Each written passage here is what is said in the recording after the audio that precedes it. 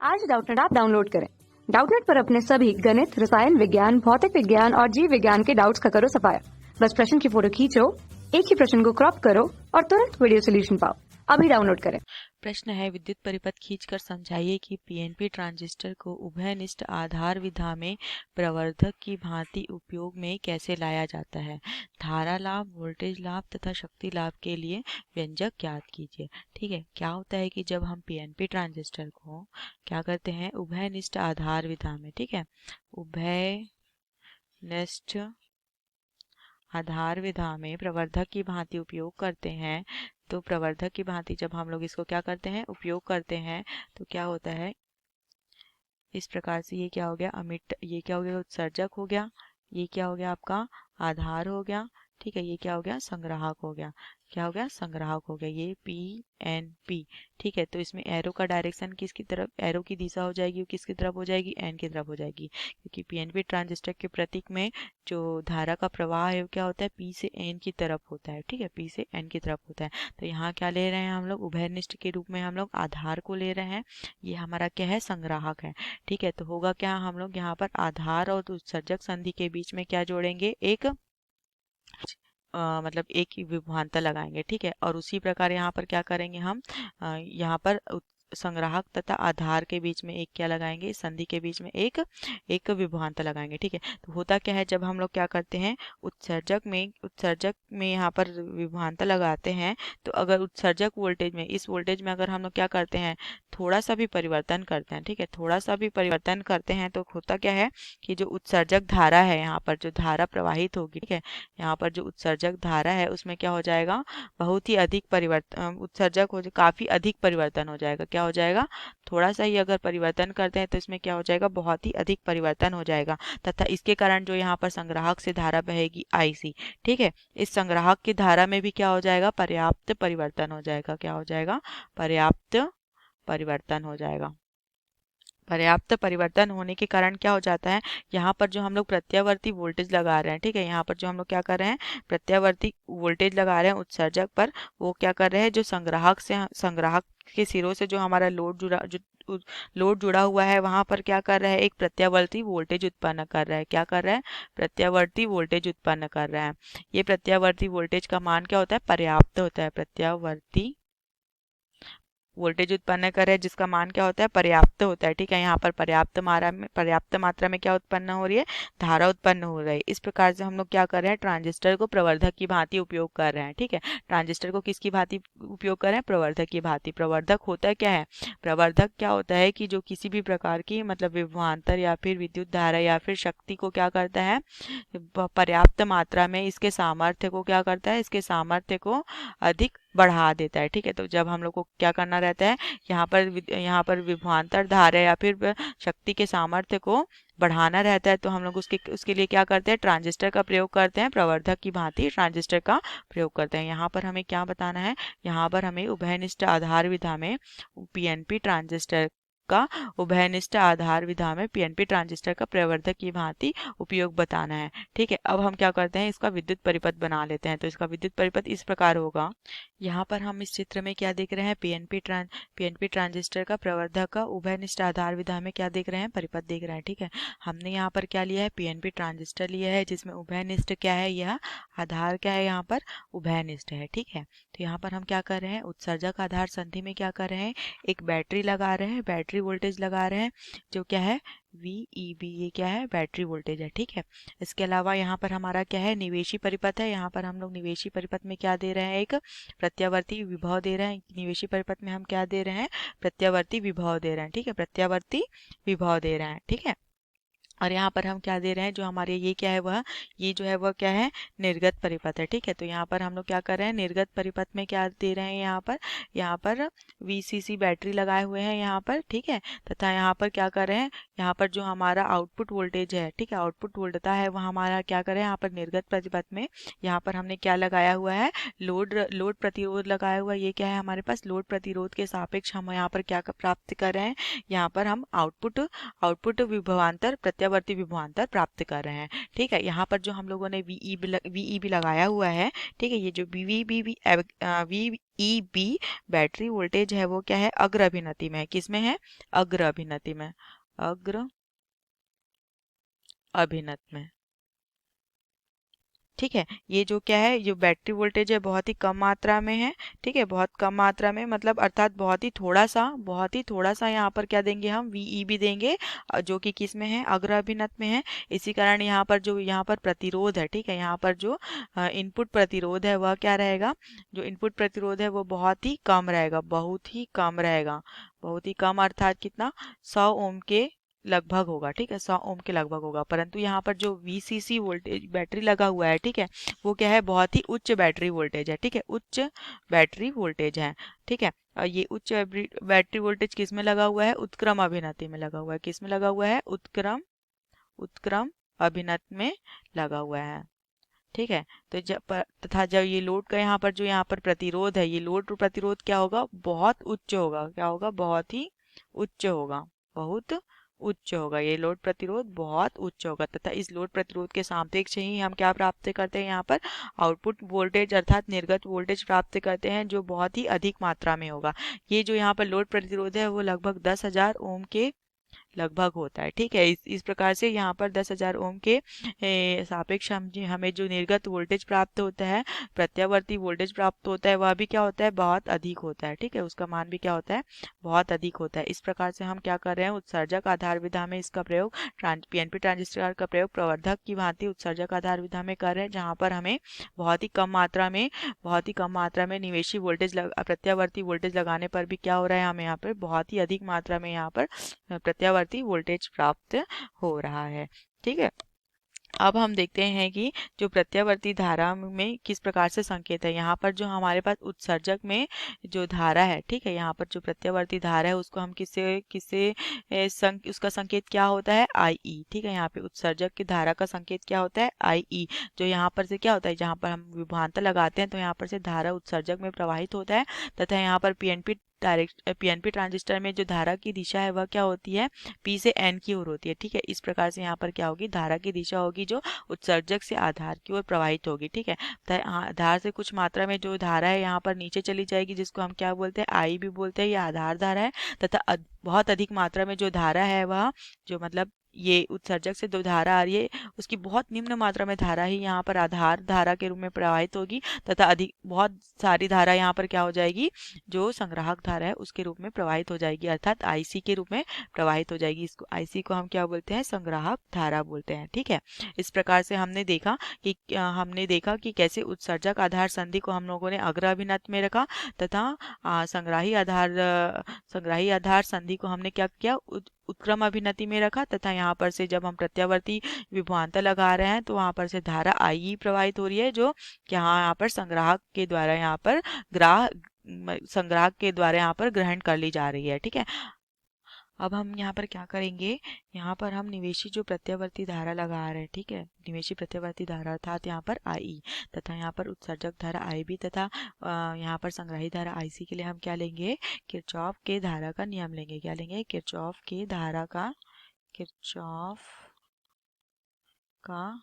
धारा नियम के आधार पर हमारा क्या हो जाएगा, यहाँ पर जो हम यहाँ पर निवेशी धारा दे रहे हैं IE, वो क्या हो जाएगा, आधार धारा तथा संग्राहक धारा के योग के बराबर हो जाएगा। क्या हो जाएगा, आधार धारा तथा संग्राहक धारा के योग के बराबर हो जाएगा। ठीक है, अब यहाँ पर जो संग्राहक धारा के कारण क्या हो जा रहा है, जो लोड है यहाँ पर RL प्रतिरोध है, वहाँ पर जो विभव पतन अर्थात V0 जो है वह क्या होगा, यहाँ पे जो विभव पतन V0 क्या हो जाएगा, यहाँ पर विभव पतन लोड प्रतिरोध के सापेक्ष क्या हो जाएगा, IC RL हो जाएगा। क्या हो जाएगा, IC RL हो जाएगा। इस कारण क्या हो जाएगा, जो संग्राहक और आधार है, ठीक है, जो संग्राहक और आधार के बीच जो विभवांतर है अर्थात जो संग्राहक आधार विभवांतर है वो क्या हो जाएगा, संग्राहक आधार विभवांतर है वो क्या हो जाएगा, बहुत ही कम हो जाएगा। मतलब इसको क्या बोल रहे हैं, VC बोल रहे हैं। ये क्या है, संग्राहक आधार विभवांतर बहुत ही निम्न होगा। तो इस प्रकार से यहाँ पर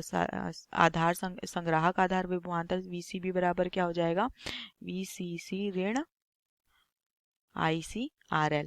ये किस प्रकार हुआ, यहाँ पर हमने क्या किया था, VCC का उच्च विभव लगाया था, ठीक है, VCC का क्या लगाया था, बहुत ही उच्च विभव लगाया था, तथा हम क्या कर रहे थे यहाँ पर लोड प्रतिरोध के सापेक्ष क्या कर रहे थे, यहाँ पर निर्गत वोल्टेज प्राप्त कर रहे थे, जिसका मान क्या था, बहुत अधिक था।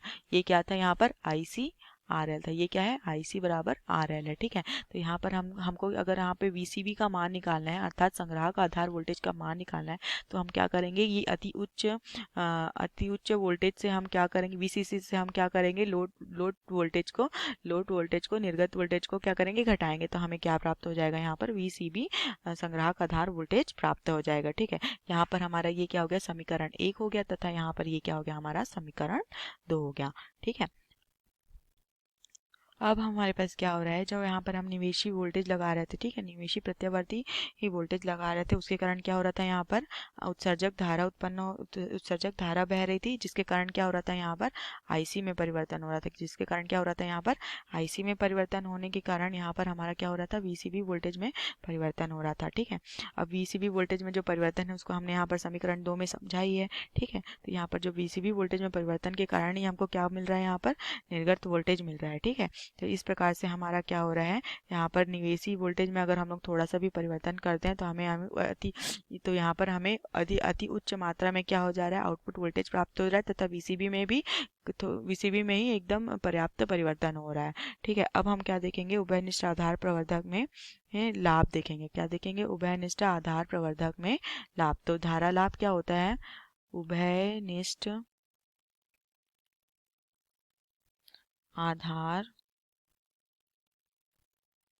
प्रवर्धक में लाभ, ठीक है। तो उभयनिष्ठ आधार प्रवर्धक में सबसे पहले हम क्या देखेंगे, AC धारा लाभ देखेंगे, क्या देखेंगे, AC धारा लाभ देखेंगे, ठीक है। तो AC धारा लाभ क्या होता है, इसका संकेत होता है इस प्रकार, इसको अल्फा से प्रदर्शित करते हैं, कैसे प्रदर्शित करते हैं, अल्फा से प्रदर्शित करते हैं, ठीक है। जो हमारा संग्राहक आधार वोल्टेज था, ठीक है, जो हमारा संग्राहक आधार वोल्टेज था VCB, ठीक है, VCB, ठीक है, ये क्या होगा, ये VCB जो होगा वह क्या होगा, नियत होगा, ठीक है, VCB क्या होगा, नियत होगा, ठीक है। और इस नियत संग्राहक आधार वोल्टेज के लिए क्या होगा, जो संग्राहक धारा में परिवर्तन है तथा जो उत्सर्जक धारा में परिवर्तन है, ठीक है, जो संग्राहक धारा में परिवर्तन तथा जो उत्सर्जक धारा, सॉरी यहाँ पर गलत हो गया, ये क्या है, उत्सर्जक धारा, ठीक है, क्या है ये, उत्सर्जक धारा, संग्राहक धारा में परिवर्तन तथा उत्सर्जक धारा में परिवर्तन के अनुपात को ही हम क्या बोलते हैं, AC धारा लाभ बोलते हैं, क्या बोलते हैं, AC धारा लाभ बोलते हैं, ठीक है।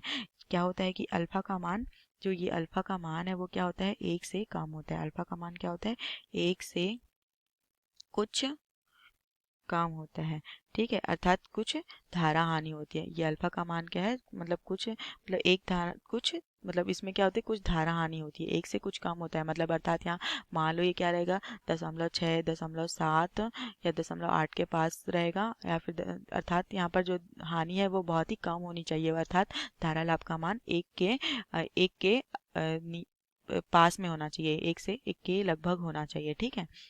अब हम आगे अगला क्या देखेंगे, वोल्टेज लाभ देखेंगे, ठीक है। तो वोल्टेज लाभ हमारा क्या हो जाएगा, वोल्टेज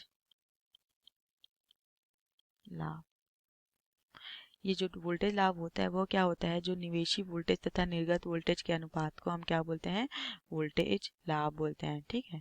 क्या बोलते हैं, जो निर्गत वोल्टेज है, निर्गत वोल्टेज हमारे पास क्या है, यहाँ पर हमारे पास क्या था, निर्गत वोल्टेज ICRL था, ठीक है। निर्गत वोल्टेज में परिवर्तन तथा निवेशी वोल्टेज में परिवर्तन के संगत निवेशी वोल्टेज के परिवर्तन, निवेशी वोल्टेज क्या था, IERN था। निर्गत वोल्टेज में परिवर्तन तथा निवेशी वोल्टेज के परिवर्तन को हम क्या बोलते हैं, वोल्टेज लाभ बोलते हैं, जिसको हम किससे प्रदर्शित करते हैं, AV से प्रदर्शित करते हैं, ठीक है। यहाँ पर जो R इन तथा RL है वो ये क्या है, ये क्या है, निवेशी प्रतिरोध है, निवेशी प्रतिरोध, तथा यह क्या है, निर्गत प्रतिरोध है, ये क्या है, निर्गत प्रतिरोध है, तथा यहाँ पर IC क्या है, संग्राहक धारा है, तथा IE क्या है, यहाँ पर उत्सर्जक धारा है, ठीक है, IE क्या है, यहाँ पर उत्सर्जक धारा है। यहाँ पर निवेशी प्रतिरोध का मान बहुत ही कम होता है तथा निर्गत प्रतिरोध का मान बहुत ही अधिक होता है, ठीक है, निर्गत प्रतिरोध का मान बहुत अधिक होता है।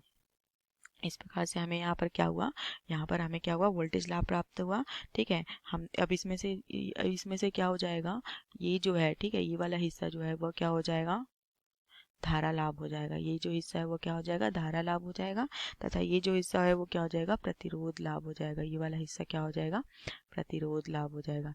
ये क्या हो जाएगा, प्रतिरोध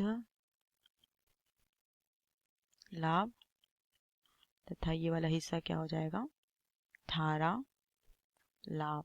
ठीक है, ये वाला हिस्सा क्या हो जाएगा, धारा लाभ। धारा लाभ क्या था हमारे पास, अल्फा बराबर संग्राहक धारा में परिवर्तन तथा उत्सर्जक धारा में परिवर्तन के अनुपात को हम क्या बोल रहे थे, धारा लाभ बोल रहे थे। उसी प्रकार से यहाँ पर हमारे पास क्या हो गया, जो प्रतिरोध लाभ है, ठीक है, प्रतिरोध लाभ हुआ क्या हो गया, यहाँ पर प्रतिरोध लाभ क्या हो गया, जो हमारा निवेशी प्रतिरोध है तथा जो जो निर्गत प्रतिरोध है तथा जो निवेशी प्रतिरोध है, उसके अनुपात को हम क्या बोल रहे हैं, प्रतिरोध लाभ बोल रहे हैं। तो यहाँ पर हमारा जो वोल्टेज लाभ ए बी है वो क्या हो गया, वोल्टेज लाभ ए बी बराबर हो गया धारा लाभ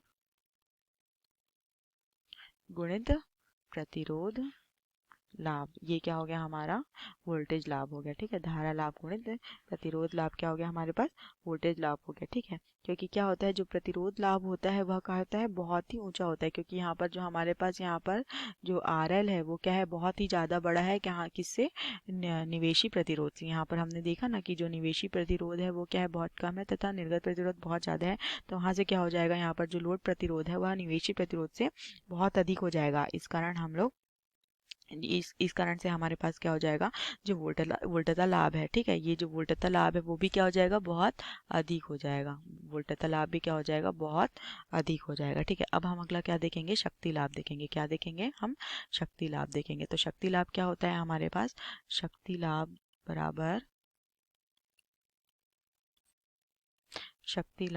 क्या होता है हमारे पास, जो निर्गत शक्ति में परिवर्तन है। ठीक है, जो हमारे पास क्या हो रहा है, निर्गत शक्ति में जो परिवर्तन हो रहा है, ठीक है, निर्गत शक्ति में जो परिवर्तन हो रहा है और जो निवेशी शक्ति में परिवर्तन हो रहा है, उसके अनुपात को हम लोग क्या बोलते हैं, शक्ति लाभ बोलते हैं। इसके अनुपात को क्या बोलते हैं हम, शक्ति लाभ बोलते हैं। इसको हम किससे प्रदर्शित करते हैं, इसको हम AP से प्रदर्शित करते हैं। ये क्या हो गया हमारे पास, शक्ति लाभ हो गया। अब क्या हो जाएगा, मतलब हम जानते हैं कि शक्ति बराबर क्या होता है, शक्ति P बराबर क्या होता है हमारे पास, धारा गुणित वोल्टेज। क्या होता है, धारा गुणित वोल्टेज। ठीक है, तो शक्ति लाभ बराबर क्या हो जाएगा हमारे पास, शक्ति लाभ बराबर हो जाएगा हमारे पास धारा लाभ गुणित वोल्टेज लाभ। क्या हो जाएगा, धारा लाभ गुणित वोल्टेज लाभ हो जाएगा। ठीक है, अब धारा गुणित वोल्टेज लाभ हो जाएगा। अब हमको पता है कि हमारे पास जो वोल्टेज लाभ होता है वो क्या होता है हमारे पास, धारा लाभ गुणित क्या होता है, प्रतिरोध लाभ होता है। क्या होता है, धारा लाभ गुणित प्रतिरोध लाभ होता है। ठीक है, यहाँ पर हमारा धारा लाभ क्या है, अल्फा। तो हमारे पास जो शक्ति लाभ है वो शक्ति लाभ हमारे पास क्या हो जाएगा, यहाँ पर अल्फा वर्ग गुणित प्रतिरोध लाभ, मतलब धारा लाभ का वर्ग गुणित क्या हो गया हमारे पास, प्रतिरोध लाभ होगा। ये क्या हो गया हमारे पास, शक्ति लाभ हो गया। इस प्रकार से हमने देखा कि धारा लाभ, वोल्टेज लाभ तथा शक्ति लाभ क्या होता है। इस प्रकार से हमें अपने प्रश्न का उत्तर प्राप्त होता है। ठीक है, ये क्या हो गया हमारे पास, वोल्टेज लाभ हो गया। ठीक है, और ये क्या हो गया हमारे पास, धारा लाभ हो गया। ठीक है, इस प्रकार से हमें अपने प्रश्न का उत्तर प्राप्त होता है। हमने क्या देखा, उभयनिष्ठ आधार विधा में आधार विधा में प्रवर्धक की भांति ट्रांजिस्टर का प्रयोग किस प्रकार से किया जाता है ना। और क्या देखा हमने, PNP ट्रांजिस्टर को, उसके पहले हमने PNP ट्रांजिस्टर को समझा था, फिर हमने PNP ट्रांजिस्टर प्रवर्धक का उभयनिष्ठ आधार परिपथ देखा, तथा उसके बाद धारा लाभ, वोल्टेज लाभ तथा शक्ति लाभ को देखा। इस प्रकार हमें अपने प्रश्न का उत्तर प्राप्त होता है। धन्यवाद। कक्षा 6 से 12वीं से लेकर नीट, IIT, JEE वो एडवांस के लेवल तक 1 करोड़ से ज्यादा छात्रों का भरोसा। आज ही डाउनलोड करें डाउटनेट ऐप या व्हाट्सएप करें अपने सारे डाउट्स 8400 400 400 पर।